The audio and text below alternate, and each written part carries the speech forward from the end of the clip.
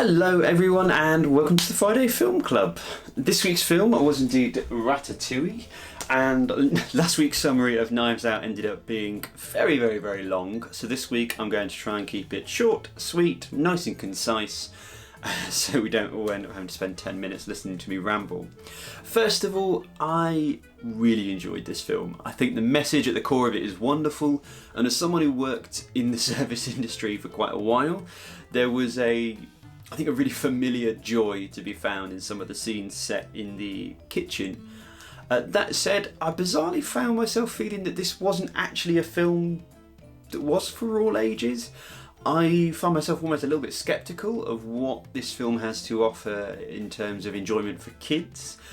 Certainly I know a great deal of the joy for me was in the adult interactions and a lot of the messages that hit home, such as Colette's frustration with working in a male-dominated industry, and another example is sort of the blue-collar nature or blue-collar workforce in a very white-collar, customer-based industry. I also think it's worth mentioning that Anton Ego's speech at the end of the film is, I think, possibly just the best speech I have ever heard in regards to the nature of criticism and what it means to be a critic. As someone who works in industry now, theatre that is, in which critics are a key, necessary part of the industry, I actually found myself quite moved by the speech. It really strongly reminded me of a critic who, unfortunately I don't know quite who said it, but they said a theatre critic always has the job of being a champion of theatre, to make people excited about theatre as a whole, even if you're giving a damning review of an individual show. And I have found myself, that's an ethos I've tried to live by as a theatre maker, equally, always having that duty to make people excited about theatre where I can. So I found it quite personal, quite moving. So the key things I am putting out for discussion on this week's film club. First of all, did you enjoy the film? If so, what parts of it did you enjoy the most?